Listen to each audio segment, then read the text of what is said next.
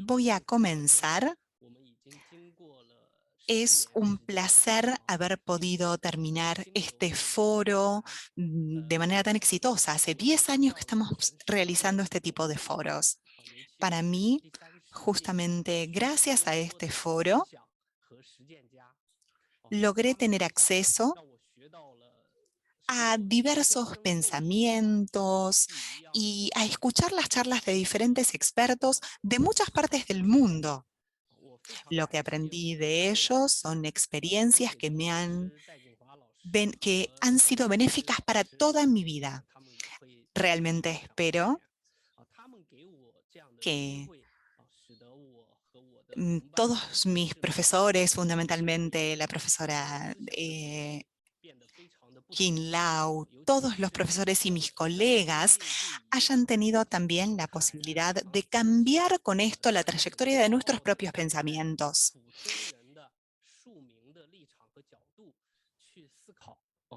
Esto me da mucho orgullo, ya que nos hemos comprometido con estas charlas, con este foro, y estamos comprometidos a tratar de cambiar el mundo con todo esto. Quiero agradecerles a los colegas, a los amigos que han brindado este respaldo mutuo como requisito previo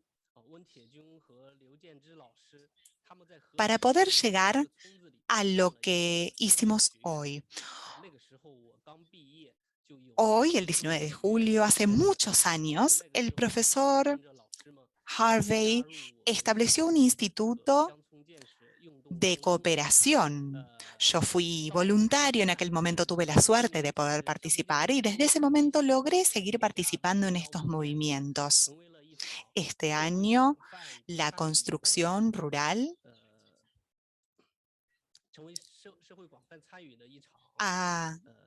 se ha convertido en un movimiento mucho más participativo, incluyendo a muchas personas de la sociedad. Esto es muy alentador.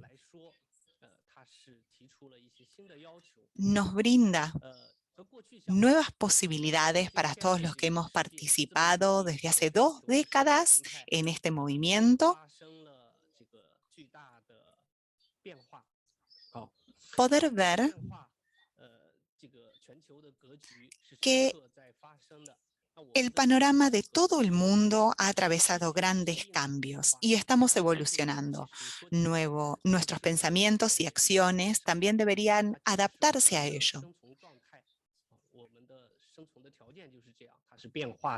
Para decirlo de manera más concreta, esto implica que el mundo en el que estamos está cambiando,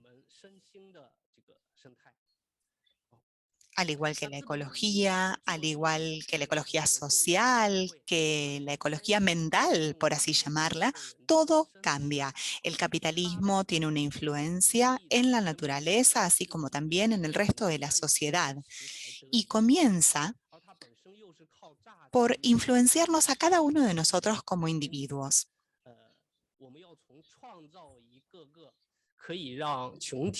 Marca todas nuestras vidas y nos hace darnos cuenta de que necesitamos generar las condiciones que permitan un cambio alrededor nuestro. Esto es precisamente lo que nuestro movimiento de reconstrucción rural y lo que nuestro foro trata de hacer. No necesitamos hacer un cambio directamente en cada individuo, sino asegurarnos de trabajar en conjunto, ir de la mano, como para generar las condiciones que posibiliten los cambios,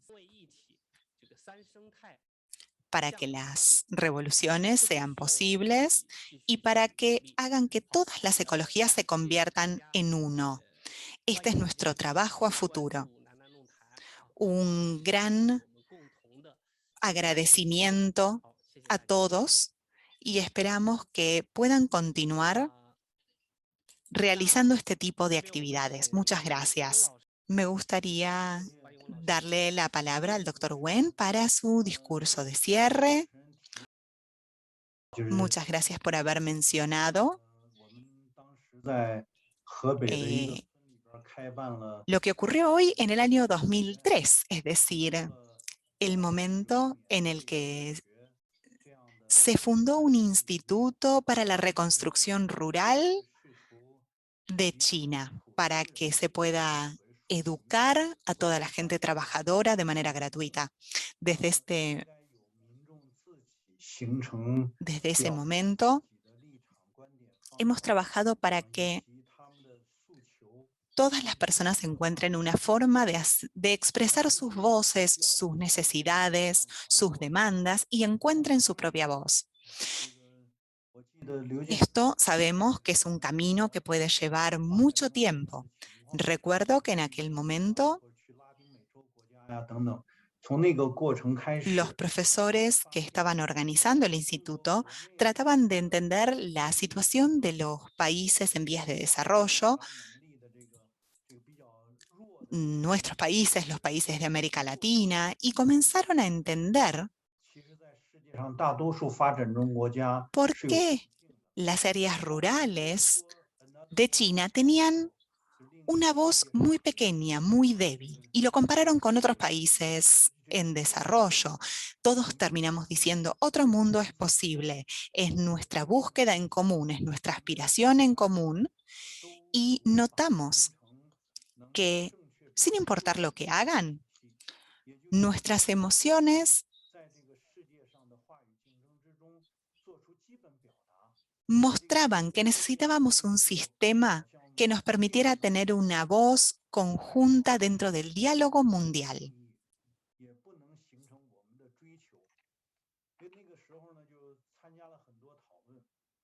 Es- Así es que no puede representar nuestros intereses. Hemos participado de un gran número de discusiones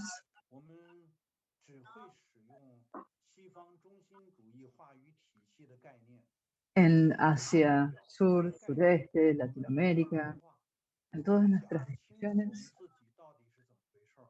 En este curso,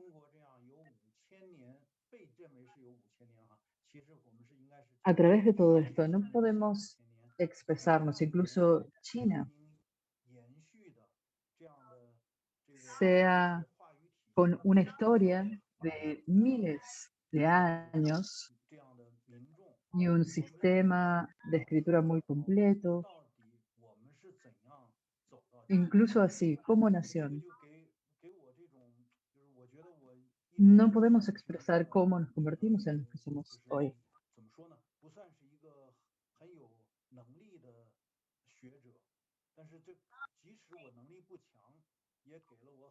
Siempre pensé que no era un intelectual muy capaz.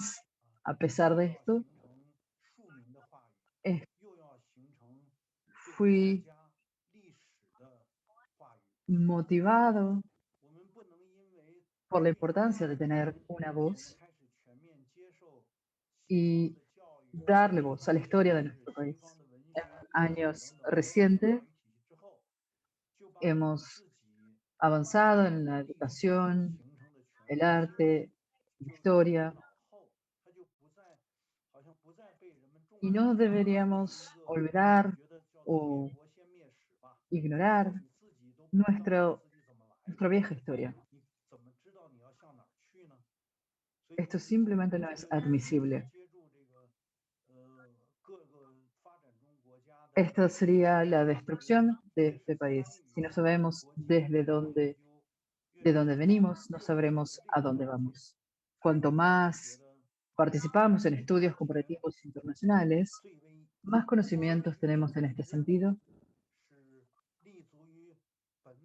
y más abordamos nuestra tarea más desafiante hoy, que es generar una forma de discurso o expresión diferente a la dominante, a la hegemónica, en base a nuestras situaciones individuales, únicas. Sin esto no es posible crear una alternativa. Este proceso, en este proceso continuaremos haciendo exploraciones preliminares de este discurso y en esta octava edición del Foro Sur pudimos plantear algo de esto. Cuando planteamos la idea de este foro,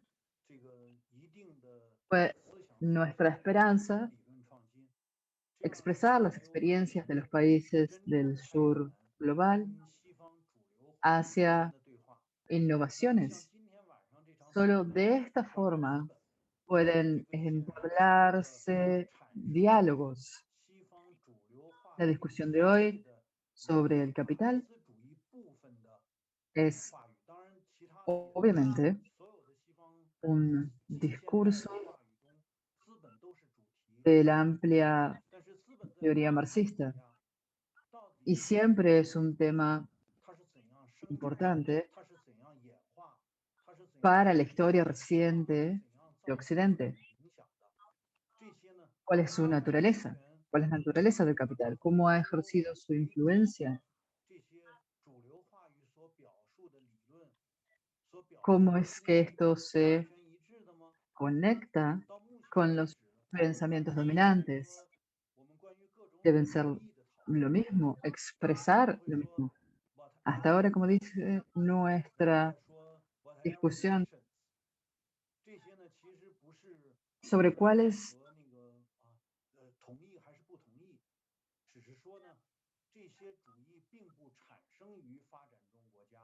son nuestras posturas, no es algo con lo que estaremos de acuerdo o en desacuerdo, pero estos ismos y sesiones no surgieron de países desarrollados, solo fueron luego de su creación o su surgimiento, fueron llevados a este tipo de conceptos, términos, categorías.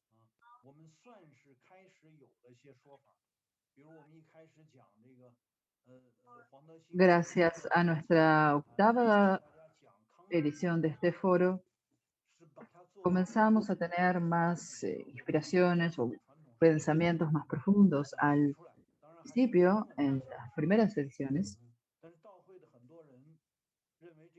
hablábamos de ciertos conceptos y teorías en inglés y muchos de los participantes lo consideraban inaceptable, incluso en el caso de intentar incluir experiencias orientales en estos discursos, no era aceptable. Esto es bastante miserable, patético. Ahora presentamos este principio fundamental para nosotros. Si los países en desarrollo renuncian o renuncian a sus recursos, entonces no se pueden plantear los propios istmos, como en Ecuador u otros países latinoamericanos, con recursos que están controlados por otros. En este sentido, no habría posibilidad de manejar estos recursos. Si no los tienen en sus propias manos, no pueden convertirlo en su propio capital. No se puede hablar de desarrollo y no se puede hablar tampoco de un país en desarrollo, solamente lo que queda de la colonización. En este sentido,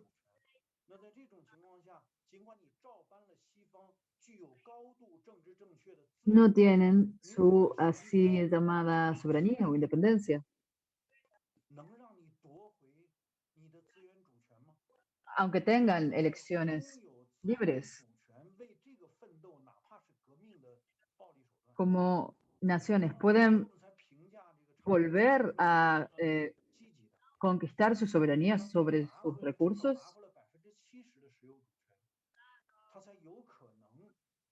aun si hay revoluciones positivas, como la revolución de Chávez.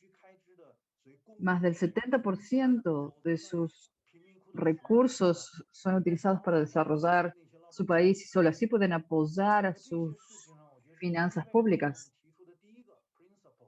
De otra manera, las personas de estos países y el público en general están en una situación muy difícil, por lo cual nuestro primer principio es tener soberanía sobre los propios recursos y solo con esta soberanía de recursos se puede tener una solidaridad social, dar, conformar un sistema, instituciones que resguarde sus intereses.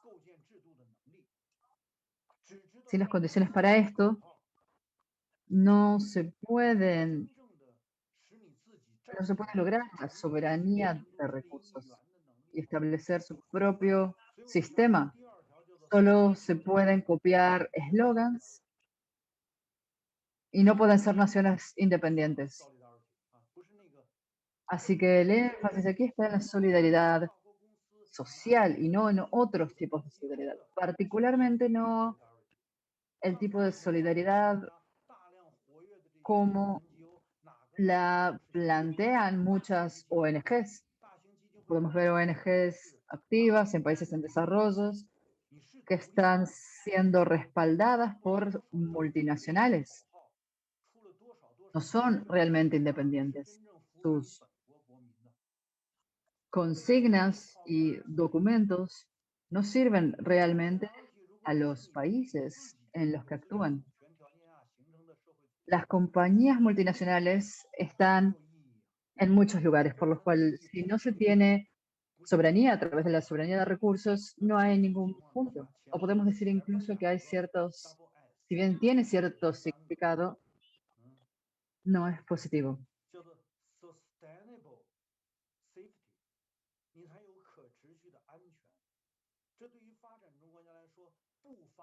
La soberanía sostenible para países en desarrollo, sin caos social, si se puede sostener los grupos de bajos ingresos, esto mismo ya es un sueño que se vuelve realidad. Esto no es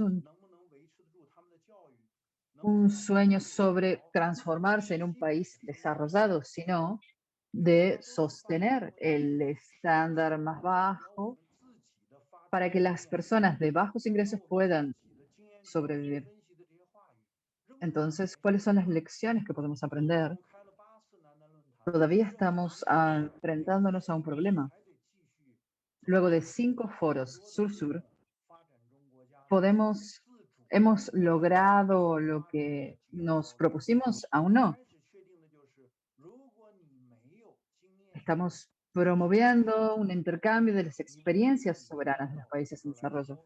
Como se decía al comienzo, si se tienen experiencias, pero no se tienen un discurso propio, entonces no se puede tener un lugar en este debate. Por eso entendamos que no nos gusta sostener este tipo de ismos, todo este discurso de ismos. Queremos que amigos, colegas de todos los países en desarrollo puedan ofrecer sus propias experiencias y expresarlas en sus propias palabras. Así podemos tener un verdadero intercambio de experiencias sur-sur, del sur global, en beneficio de todos los países en este sur.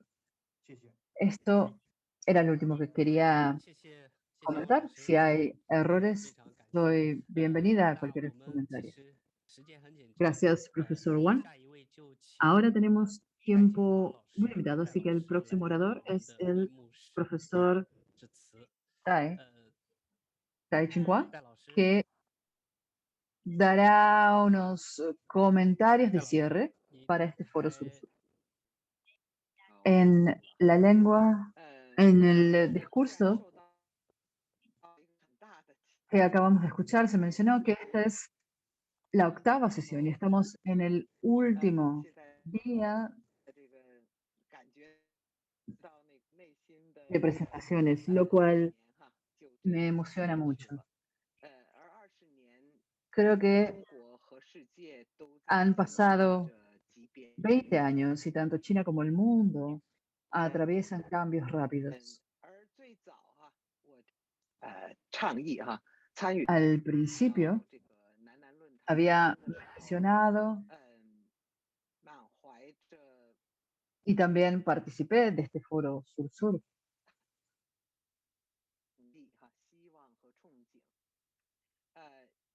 Perdón, hay problemas de conexión.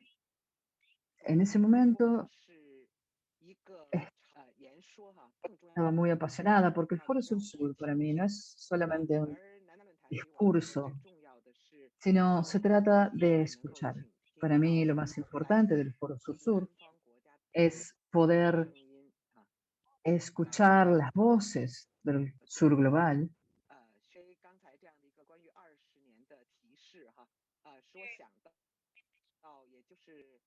Antes, cuando mencionaron que ya han pasado 20 años, se me ocurrió también que hace 20 años con el profesor Lao intentábamos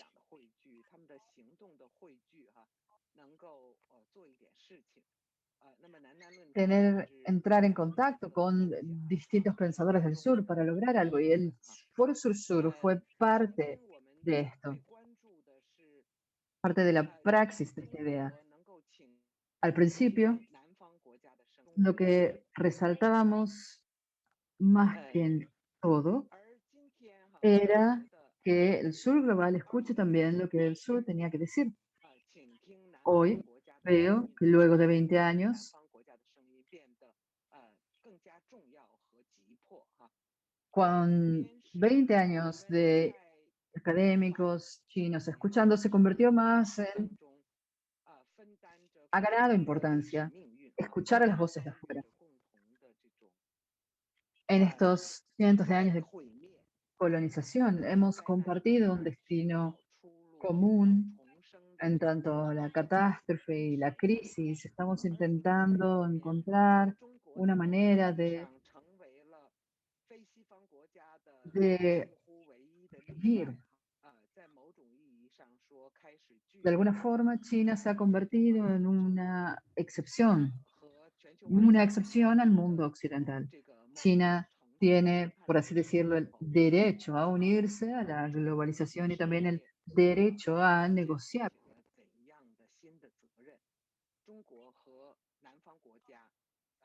¿Qué nuevo rol debe asumir China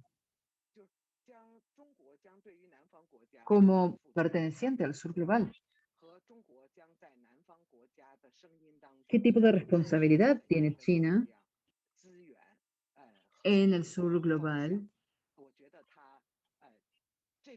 ¿Y qué tipo de experiencia puede absorber China del sur global? Esto también es la pregunta. Durante estos 20 años de, dudas, tenemos ahora estos cambios se han vuelto cada vez más inminentes. Así que quería compartir estas reflexiones que surgen de esta emoción. También durante esta pandemia hemos visto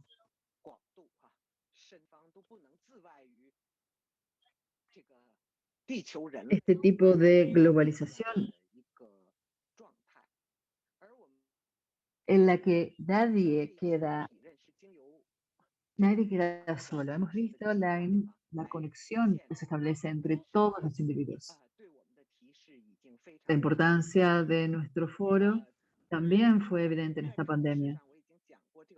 De por sí, esto ya nos genera muchos pensamientos a cada uno de nosotros. Ya en la inauguración mencionamos que como académicos, mencioné que como académica de China siento muy profundamente que por un lado tenemos la globalización y las deudas que genera que no se pueden dejar a un lado. Y por otro lado vemos en distintos países, en distintas clases, las personas confrontan el mismo destino, pero cada uno atraviesa destinos individuales diferentes. En esta circunstancia,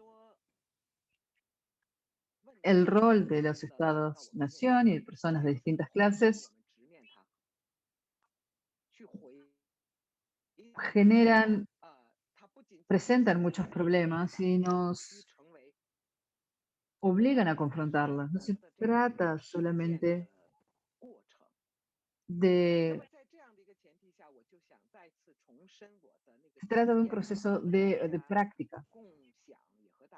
Por esto quisiera plantear una vez más mi propia experiencia de que en cierta medida estamos enfrentando una situación global sin precedentes.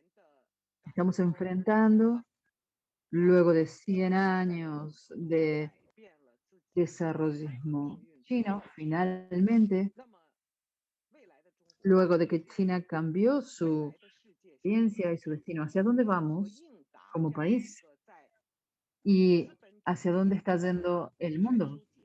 ¿Cómo podemos responder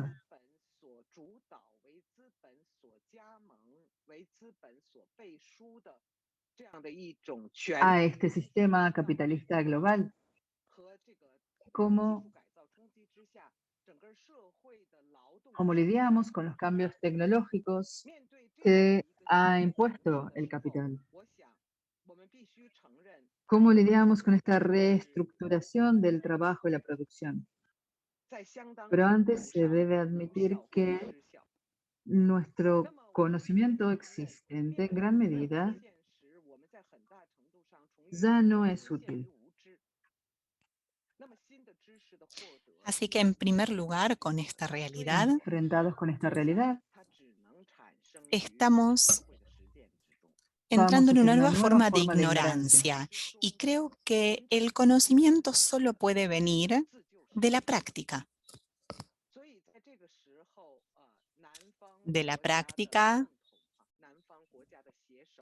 que surge de salir del sufrimiento, la solidaridad, la globalidad entre los países del sur global y las comunicaciones de los académicos en este foro van a terminar ahora en breve, de manera temporal, pero espero que podamos continuar y que puedan seguir en el futuro. Muchísimas gracias, profesor Jai. Y ahora le voy a pasar la palabra a Margaret Jadi, una de las organizadoras más importantes. Buenas tardes a todos. Mi nombre es Margaret Jade, soy profesora en Southwest University y estuve participando en la planificación y organización de este foro desde el año 2011. Muchos amigos me dicen, estoy muy impresionado de que puedas haber dirigido 8 foros sur-sur en condiciones tan difíciles. Dije que este tipo de perseverancia viene de 2 tradiciones. Una es la tradición de los eruditos chinos, materialmente pobres, pero que toman el mundo como su responsabilidad, es decir, ser los primeros en soportar las dificultades y los últimos en disfrutar la comodidad. Y esto no solamente es en China, sino en todo el mundo. Y el otro es el internacionalismo, es decir, la creencia en el comunismo, en la búsqueda de la liberación de todos los seres humanos. Por lo tanto, el Foro Sur-Sur sobre sostenibilidad se basa en la solidaridad entre Asia, África y América Latina. Este octavo Foro Sur-Sur comenzó el 15 de junio y se prolongó durante más de un mes hasta hoy, el 19 de julio, con una sesión por día. 12 diálogos en total, 18 conferencias, 4 talleres, sesión de apertura y de clausura. O sea que en total fueron 36 webinars con 108 presentadores, oradores de 36 países. Este año por primera vez brindamos interpretación simultánea al español para todas las sesiones, que también se editará luego para poder tener las ediciones en los 3 idiomas, chino, inglés y español. Y todo se dejará cargado en el sitio web de la Global University of Sustainability, Universidad del Lingnan, en YouTube y en el canal de YouTube en cada uno de los idiomas. En el proceso de organizar este foro Sur-Sur, recogemos nuestras ideas, recogemos el pensamiento del pueblo y le traemos beneficios al pueblo, esperando así generar esperanza y dejar de lado el capitalismo, marchando hacia un camino de socialismo donde nadie quede detrás.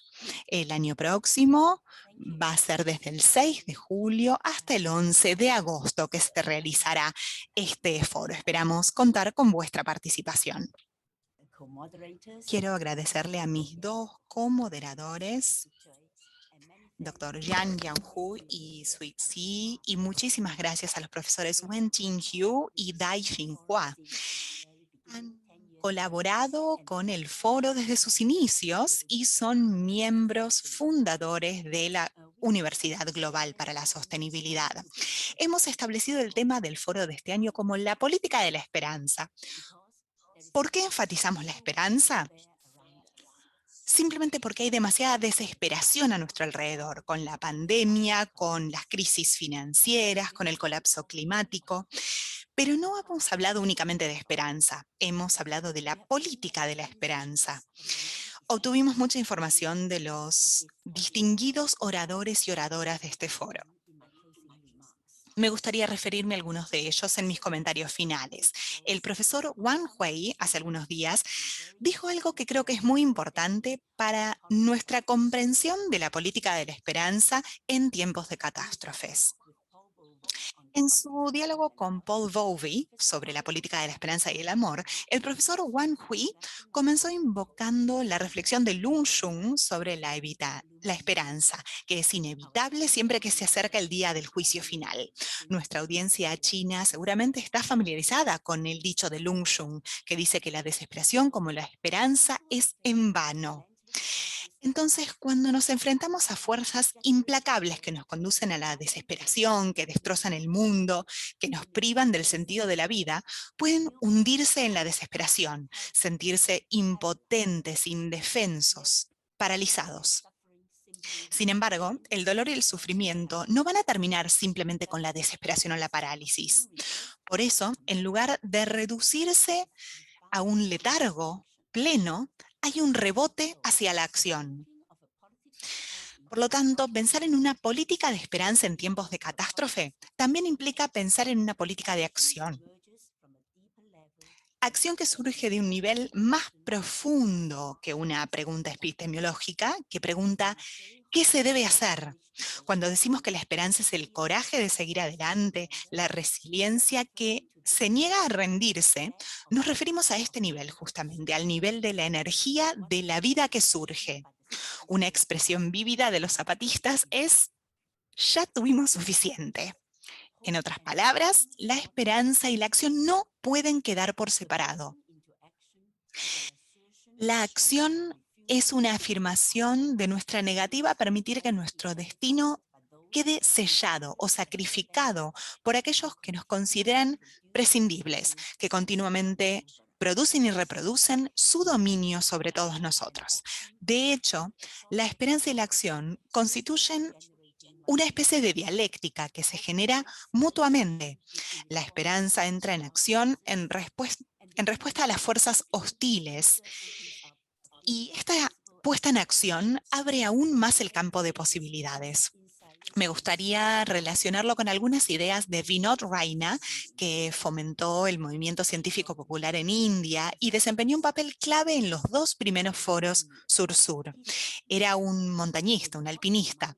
Dijo: cuando miras la montaña que quieres escalar desde lejos, parece que no ves ningún camino, pero una vez que empiezas a escalar con las manos y con los pies bien plantados en la montaña, el camino empieza a presentarse ante ti.